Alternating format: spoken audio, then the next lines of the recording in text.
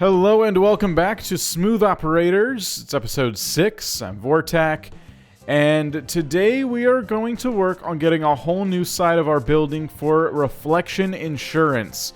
And we're hoping that this is going to be the last boost to reflection insurance that we're going to need to get us into a more, I don't know, financially stable situation so we can start seeking new clients for Vortac Incorporated, Vortac Industries, whatever you want to call it. Now, in the comments of the last video, someone said something kind of interesting. I'm going to botch your name right now. A little Christmas, maybe? When you fired the operations manager, I saw a schedule tab. Maybe you can hire workers or switch their schedule to work 9 to 5, 12 to 8 shifts. You could change their shifts. Basically, you have people that work 9 to 5 and then people that come in at 5 and work all night, perhaps. And I thought that was kind of cool. I don't know if that's going to free up desks. That would be kind of a cool feature, though. Maybe if we get people working different shifts, we can double up on people working in different desks. Tip of the day, remember that you can view real-time reports from the game menu anytime. Fantastic. So I'm going to just let the day progress as it does. We need more money anyway before we can make more buildings, and I'm going to look at the schedules.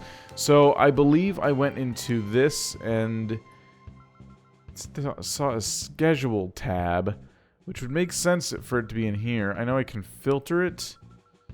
No. Nope. I'm not sure. Properties? Let's see. Aha! Okay, you cannot change any schedules unless you have human resources staff hired also. Oh. Well, that's disappointing. Okay, so once we get human resources, then we can go around changing people's schedules. This is making me feel like I should just go ahead and not make this other building here, but instead make an HR place. I already got nailed once for doing something without human resource approval, if you remember that. When I fired that manager yesterday, or not yesterday, but, you know, the last time we played. So I'm thinking maybe I should just go ahead and get HR then. What do we need for HR? Let's see. Office staff, HR manager. Ooh, no. Buildings. Okay, so if they're office staff, we're going to need a specific building. In this case, an office. So for $3,000. All right, so for $3,000, we get an office, and I think we can put it. I said I might put the bathroom here. Well, since we were probably going to get a manager and put him in the middle building on this side, yeah, we'll put it right there. And I guess now we just need to make $3,000.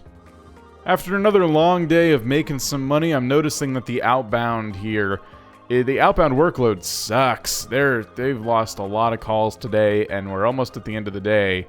Techs are fixing computers all day long. It's a mess over here, but we're getting to nighttime. People are leaving, and we almost have it. Oh, can you just make a few more bucks? $3,000. There we go. So by the time they get here in the morning, I could very easily have at least the office built. I don't know if I have the money to hire the staff right now. So let's see the report for the end of the day. Daily stats. All right. So outbound calls, we're still just losing half of them. All right, so I see. But inbound is doing a hell of a lot better. We've lost, we're finally losing a lot less than half. I guess that's how it was last time. And back office is fantastic. Look at that. 106 items offered and 18 lost. I'm not going to need a whole nother 3 buildings for this. Or 2 even. So if we can do this schedule thing like I think we can, that'd be pretty awesome. All right, so we're going to save the game. We did dip under 3,000 because now we're paying these guys, I guess. But don't worry, because the next day should go pretty well. If I'm not mistaken, we're going to have well over $3,000. I can get the HR people in here, and we can really start messing with some of the settings that it hasn't let us use thus far. So let's put our new office building right in here. Should fit nicely. There it is. And now we can slow down the time. It's okay. Slow it down. Let's grab an HR person, if possible. I have $560. HR manager is $600, so that's not a problem. Let's get a little bit over $600 just in case. Maybe $700, and I'll grab an HR person. Their salary is $40, I guess, a day. Yikes. All right. That's enough. Okay. We're going to put an HR person right here. And there she is. Click for HR manager properties. Click building. Oh. All right. So, do we just click on her? Let's close this. Ah, nice. So if I hit schedule, you can change the schedule of your employees to better fit the business. All changes take effect from tomorrow. So I can hit reschedule, and this is just for this person. Okay. All right. This is interesting. So, how do we do this? What if we went into the game menu, go to my employees? I'm just going to get some overnighters working, and if it lets us put people in their place while they're at home, that's even better. Okay, so let's keep it an even number of inbound and outbound people. I say we do maybe 2 of each. 1 inbound and 1 outbound each. Or, two, whatever. Okay, properties, schedule, reschedule. All right, how do we do this? Let's see, shift start at 12:39, shift end at 2100. That seems like they're already working pretty late into the night. Really?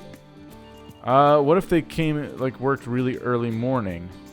Oh crap! Let's hit cancel. Let's hit schedule again. We gotta get the end of their shift to be the start of their old shift. So if their shift would start at 12:39, then we need the shift to end at 12:39. So we'll reschedule them and make their shift end at 12:39. Whereabouts? Maybe like 12:30. 12:37 was good enough. Where'd it go? There we go. Okay. Their shift starts at like 3 a.m. then. Okay. Let's save that schedule. And let's get schedule changes for tomorrow. Let's get this inbound agent here, and we'll schedule him the same way. Except his shift starts at 7:30 in the morning. These guys are already working different shifts. I've made a horrible mistake. All right, I'm gonna keep them the way they are. Let's reschedule him and put him at his old time. His shift start was at 12:30, whatever. 12:36. That's fine. Okay. Obviously, that doesn't work the way I want it to. So the reason I stopped is because their 2 shifts were different already.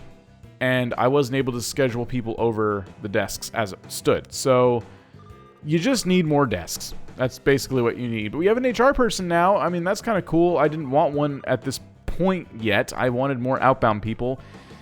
Another thing you can do is you can put people at these desks. Even though this isn't their type of office, they'll still do their jobs, but they won't like it.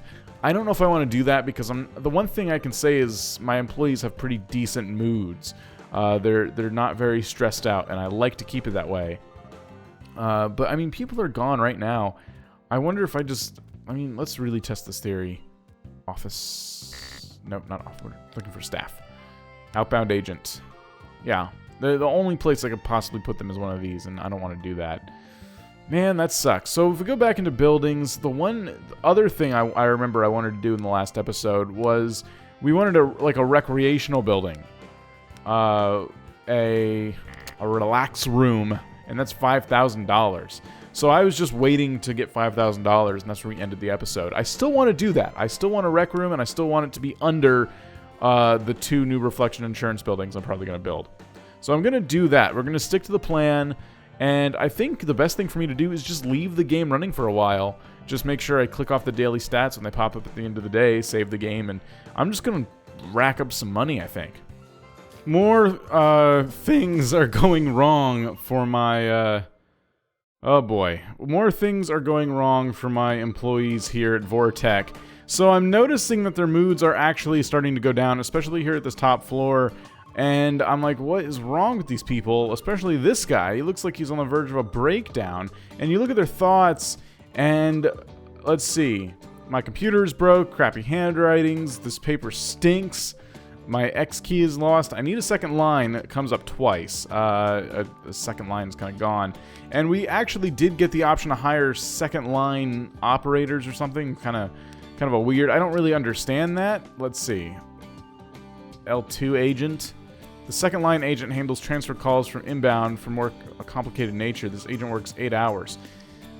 So that means we need those buildings very badly. I'm starting to think maybe instead of a relaxing room, I should make 2 reflection insurance buildings and put them here and put the relax room up here because I have the money to make one of those rooms now. I really want the relaxation room, but it's just taking a while and mood tensions are high. So I really need a handyman too. I have cracks in the building. If we look, we got just cracks in the windows and the walls, and this, I don't know what this is.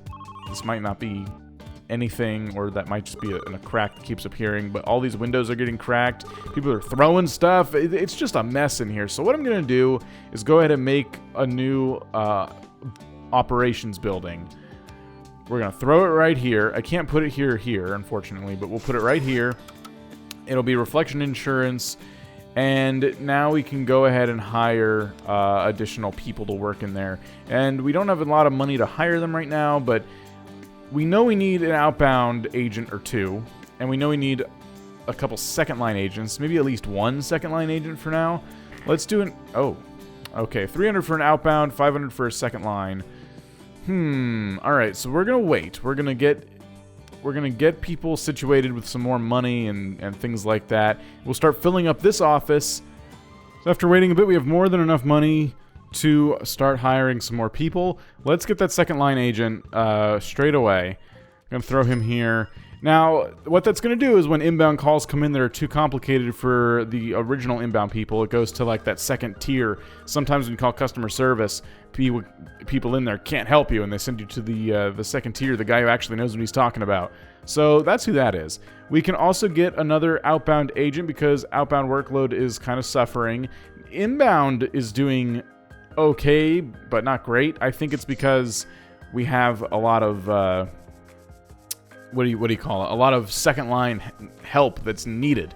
So I think getting second line people will definitely help with inbound.